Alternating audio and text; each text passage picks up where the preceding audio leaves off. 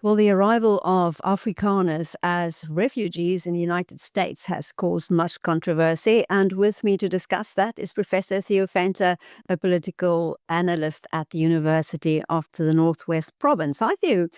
So nice to see you again. Same here. True. So there's a lot of anger and a lot of disappointment about these Afrikaners landing. You've also attended NAMPO in South Africa where farmers get together. So what is the feeling about all this among farmers?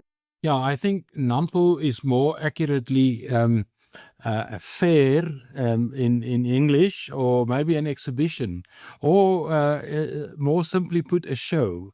In other words, there is massive exhibition of new innovative stuff for agriculture, machines, tractors, harvesters, whatever you want to think about.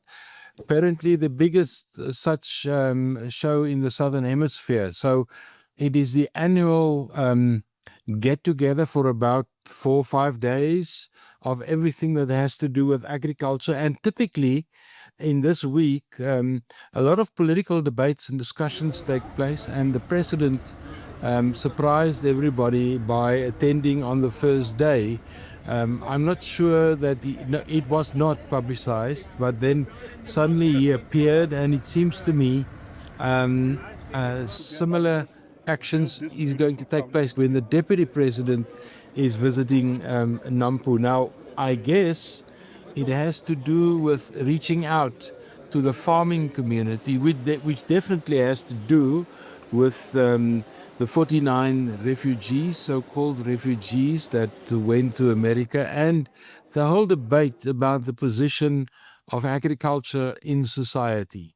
It has to do with rural development, the role of agriculture, and definitely American tariffs on our agriculture, because we were part of 38 African nations that had the benefit of being part of AGOA, the American legislation that allowed us tariff-free exports into the US, and the products that benefited from AGOA was definitely wine, grapes, citrus, and nuts. Not much of the other agricultural products. There were other things that also benefited under AGOA, like minerals and vehicle exports and so on. But the one area that is very critical, of course, is agriculture. And I think with NAMPO this week, all the focus was there. And I think the visit of the two leaders of the ANC and their involvement, they did some walkabouts during the NAMPO, and they visited some of these stalls and so on. So not sure it made the right impression, but at least they tried. Well, what was the reception like? Because yes, President Ramaphosa released some photographs of him shaking the hands of Afrikaners. You know, they politely took off their hats while they were shaking his hands, and it all seemed very friendly, and he shook a little boy's hand. So what do the farmers really think?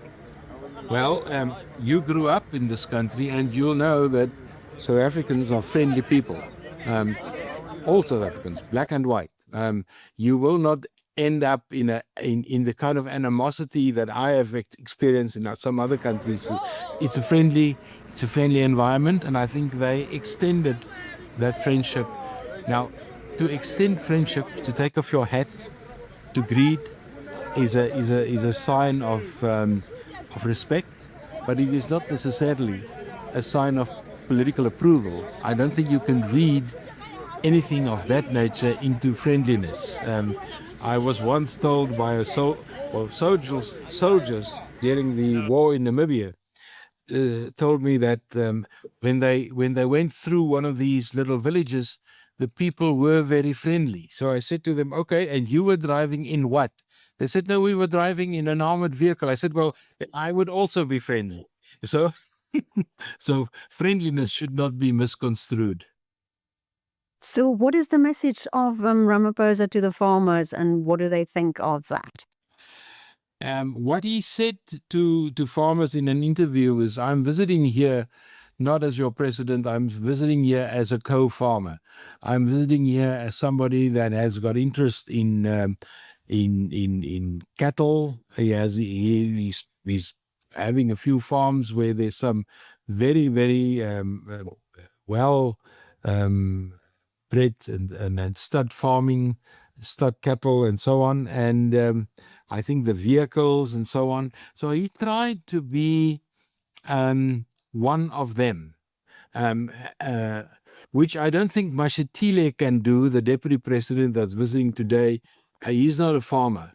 If the listeners remember correctly, the Phala Phala scandal that the president was involved in a year or two ago, when money was found in some of his couches, that is his farm. That is his game farm. So it's a wonderful development. So yes, he is a farmer, and I think he tried to associate with farmers and to extend, in a certain sense, that he understands what they're doing.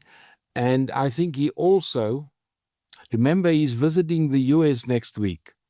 And I think footage like this becomes part of the optics of a visit to the White House, that if there's white genocide, so-called, or expropriation without compensation of farmland, his visit to a place like NAMPO would not have been such a friendly affair.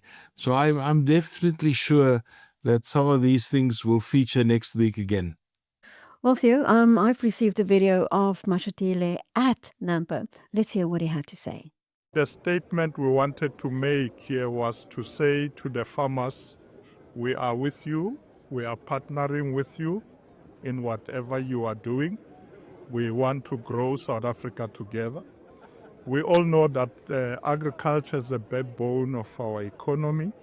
It ensures food security. We ensure that we develop emerging farmers. We export some of our products to other countries. And we are making sure that these farmers do have access to new technologies as well. They must have access to markets, access to finance. And therefore, we want to make sure that the government and the farming communities should work together as partners in a very focused manner. That's why you seen the president here. You seen us now with Minister McPherson, Minister of Agriculture. Steenhuisen is coming this afternoon. And the MECs are here as well. So this is really partnership in action. NAMPO, as you can see, is a very big agricultural expo. There are people here from all over the world. There are products here from all over the world. And our farmers in South Africa will have access to these new technologies. They are going to need our support. I'm happy the Land Bank is also here. There are a lot of other banks that I've met here who are here because one of their complaints have been access to finance. So I'm happy that the banks are here as well. And I see the agricultural sector growing in the future. I want it to be one of the biggest contributors to our GDP. The farmers that we've met here today are saying they are happy to stay in South Africa. All they need is for us to work with them to address the challenges they face. One of them is rural roads. They want us to work with them to deal with that. Then there's rural safety, because we know over the years people in the farming communities have been attacked, crime has been rife. They want us to work with them on that so that we can deal with those issues. They want us to work with them to ensure access to markets, including international markets, access to finance. And we do encourage those who are living to please stay. There's no need to leave. Let's work together. Let's build this beautiful country together. So, yes, let's talk about that visit next week to Washington. I've spoken to somebody that is not in the Trump administration, but some of the think tanks closely associated with the Trump administration who say that if he's going to come with explanations and it's not genocide and they're not refugees and the Expropriation Act is, don't worry about it. They say that is not going to wash in Washington. He needs to put something tangible on the table. So what could he put on the table that the Trump administration, first of all, keep on speaking to him, because it was really hard to get this one-to-one meeting. Yeah, I'm sure it was very hard. And I would like to take you back to the visit of Zelensky to South Africa, which of course is currently also a different story. The visit between Zelensky and Putin in Ankara. But when he visited Pretoria, it gave the opportunity to Ramaphosa to have a telephone call with Trump. So I think we used the Zelensky visit to get in at the back door, and then through that, organizing a one-on-one visit to Washington, D.C. Now, we all know that organizing these visits is not like one call. It's a whole team working on both sides, and the agenda, of course, is part of the debate and how it will be staged and this and that and the other thing. And I wasn't asked for any input, but if I were, I would have said to the president, remember, you're talking to a man that is a transactional leader. He wants to see something for something. This is not going to be Biden that is going to give you a friendly handshake and he's going to be nice to you and so on. Donald Trump is not that kind of guy. And I agree with that view that Donald Trump is not going to sit idly waiting for an explanation about what goes on in South Africa. He would like to see certain things happening. Now the question becomes, what is the interest of Donald Trump in South Africa?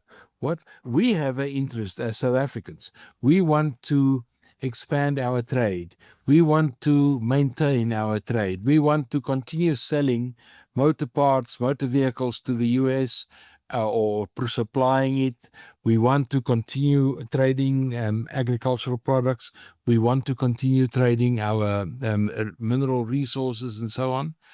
But what is it that Trump wants? Is it Starlink and Elon Musk? Can that be a motivation for being engaged in South Africa? And this thing took me last night to a point where I said to myself, let's do a little bit of research in terms of when did Donald Trump start talking about South Africa? And the first time that I could pick up anything in social media or whatever was back in 2013, December 2013. Donald Trump said, I like Nelson Mandela, but I think crime has created chaos in South Africa. That was his first statement that I could pick up. Then in April 2015, he said South Africa in an interview, he said South Africa is a very, very dangerous place. So you can hear the Trump very, very dangerous. It's either dangerous or beautiful. He plays with those two words. In August 2018, he asked then Secretary Pompeo to investigate the relationship between South Africa and America. And you will remember 2018 was the heyday when the South African Parliament negotiated expropriation without compensation. Now that never succeeded. We couldn't change the constitution, but Pompeo never did anything about that investigation. And in November 2018, in a speech, he became very skeptic about foreign aid to countries like South Africa and Haiti and a few others. He even mentioned that is the shithole speech, where he said that foreign... Now, if I can jump from 2018 to 2025, the closure of US aid, then you understand where this idea is not new. It was long ago. In 2019, he then, in a speech, said, South Africa is ripping us off. So the ripping off story, which we've heard several times this year already, is also not new. It's go back to July 2019. In March 2020, he again said South Africa is a crime-ridden and chaotic country.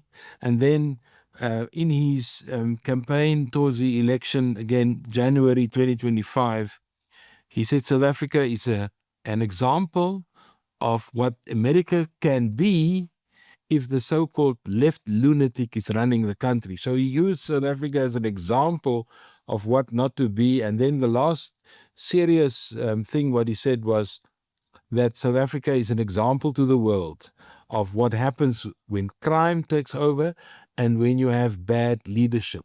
Now, Cyril Ramaphosa will be in the White House next week. Is he part of bad leadership? Or is he part of the solution? It's going to be a very, very interesting thing. And I think, personally, Ramaphosa should start that discussion on our trade relations, normalizing trade, getting a trade deal of some kind. Currently, we're under a 10% tariff. And on the 9th of July, we will go up to a 30% tariff, which was published earlier on. So I think we've got a very little time frame. And this is where I think one should ask the question, is this about crime? Is this about expropriation? Or is this about maybe South Africa's case against Israel in the International Supreme Court or International Court of Justice? Or is it about Elon Musk and his internet satellite system? What is it about? Or is it about his own constituency in America, where he can say, I told you that I will deal with these issues in a way that I can show. I'm not exactly sure which one of these is really the driving force behind it, or is it the ecosystem that Trump operates in, the network of influencers, people like Joel Pollack, all the other guys on Fox News and so on, that influences him about South Africa. I just don't know. But all of these things can be part of a basket of things why he's interested in South Africa. Well, judging from that, South Africa would have to put something on the table. The question is what? Just talking is not going to do it. They probably have to come with saying, we are taking concrete steps to do X. And what would X be? Well, I think that X would be on the area where we have the highest trade with the US, and that would be a kind of a promise not to put any tariffs on the export of manganese or chrome or any of the rare earth minerals, because South Africa is one of a few places where the Americans can also get rare earth minerals from. South Africa's got good stock and value of that. But other than that, I do not think any of the products that the Americans are importing from South Africa at the agricultural level, they can get anywhere else. They can get raisins in Turkey. They can get citrus also in Greece, Turkey, anywhere, South America. So it's about price, and I think it's about access to strategic minerals. That I think is important for the Americans. And I mentioned this earlier, tongue-in-cheek, but I think the idea has grown since I've said it first time a month or two ago. Maybe we can offer him Simonstown as a strategic harbor. We're not using it. Our Navy is basically done. We can't maintain the Navy with our current military budget. Maybe we can offer that to the Americans to show them if they take Simonstown, then at least Lady Red will not be there again doing some business or something. But you're right. The big question is, what can he put on table? Because explaining that there's no genocide. Remember, the genocide thing is a very, very emotional thing. A genocide, if you look at, it's interesting that they use words in an ideological sense. If you talk genocide, then I think one should look at what happened in Rwanda in 1994. That is genocide, where you kill a whole tribe, where you take out a whole part of the population in full. That, I think, is the definition of genocide. Or when you put such pressure on a population like the Israelis did in Palestine. I mean, it gets close. If you start bombing towns and townships and people must move out, that is also the definition of what refugee status means. If you don't have a house anymore, if you have nothing and somebody else must take care of you, go to South Sudan and you'll see what refugee status is. So we are using these phrases in the relationship between America and South Africa, which I think is overburdened. We're using it in a totally out of context way, but I think that is the nature of the ideological debate. And what is needed with Donald Trump is more pragmatism and something to put on the table, like you've rightly asked. And I'm not sure that the ANC is ready for that, but I know Cyril Ramaphosa can do that. He is the consummate diplomat. He will not do a Zelensky scenario. I'm sure he won't get into a tit for tat thing, but it may be if he sits on TV and JD Vance is there and JD Vance asks a few stupid questions or simple questions, or maybe Mr. Rubio, then it may develop in that sense. But I think Cyril is too well educated. And for those that don't know, he cut his teeth as the organizer, the chief organizer of NAM, the National Union of Mine Workers. He then went on to lead COSATU, the biggest labor confederation, and then went into business and from business back into politics. So I think his exposure to these kind of hot seat, hot in your pants kind of situation is fairly good, and I think he can manage that. Well, also some of the analysts I spoke to in Washington say that this issue of the Afrikaners and the farmers and whether they're refugees or just opportunists is quite a hot topic at the moment. And he was saying that perhaps if South Africa comes with concrete steps to do something about crime and make special, announcements about farmers in particular, it could probably stop that program of more Afrikaners coming, or being allowed to go to the US. Do you think that's a possibility? Yeah, and it's not difficult to do that. I mean, a simple thing, you can actually do it today or tomorrow, where you can declare that so-called farm murders becomes a priority crime. That means you put special resources into that. That will go some way as something practical. You can also say that, and it has been said, but here the ANC is its own biggest enemy. The Expropriation Act that we have at the moment, it used to be a bill, now it's an act, is not designed for expropriation across the board or to take farms away from white farmers and things like that. That was the plan when they were busy with expropriation without compensation. That failed.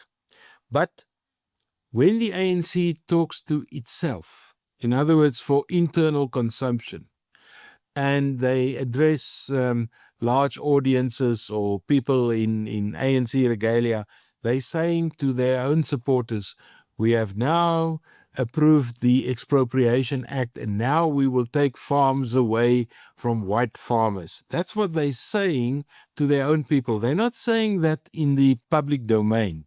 But I mean, this messaging to an own constituency is often heard by everybody else. And if you sit in Washington and you hear this message, then obviously you would say, but that Expropriation Act is doing exactly what they said they're not going to do. He will have to also make it clear that expropriation currently, firstly, is aimed at expropriating unused land,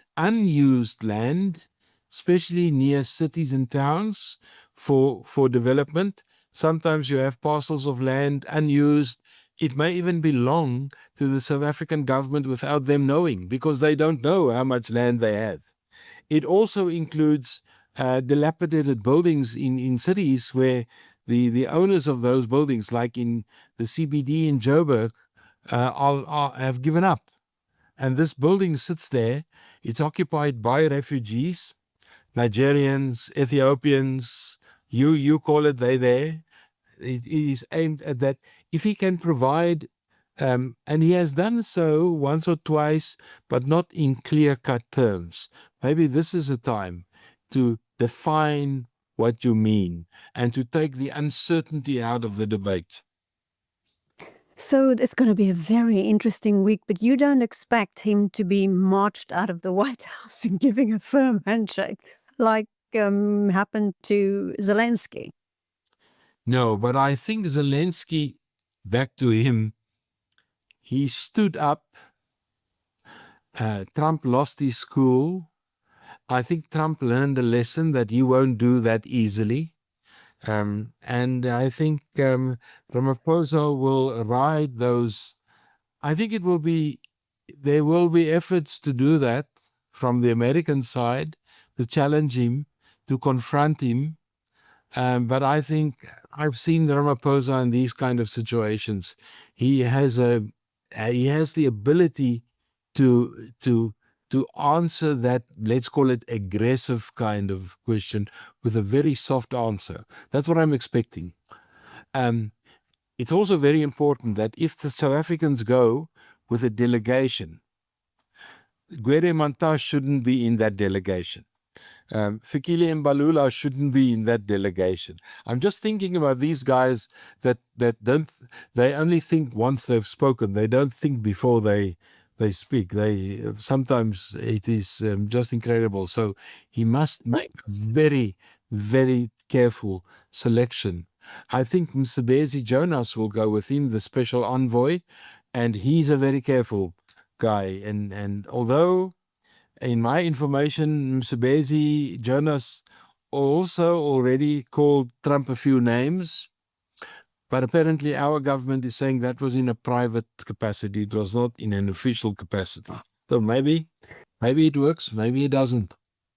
You think he'll line up a couple of Afrikaners beside him, a Rolf Meyer or a...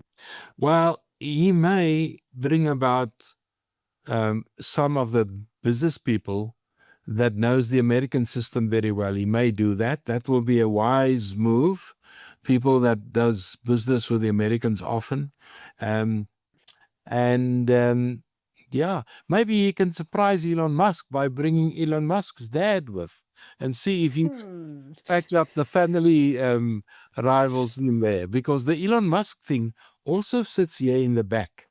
Is that real, or is that only perception, that he plays a role in forming, or he may even talk to Tucker Carlson before he goes into the White House, because Donald Trump loves to look at the Tucker Carlson videos and YouTube things. There are so many things that you can do, but I mean, you are stuck in the White House, and we know that these White House press conferences are well choreographed.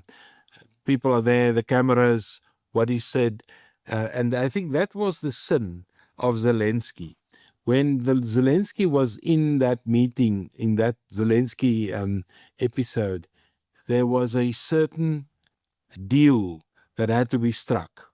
Zelensky had to approve the signature of the mining rights of the Americans. And then Zelensky tried to jump in with a few other things. I think that lesson we've learned. You can't do that. Professor Theo Venter, so interesting. Thanks so much. My pleasure.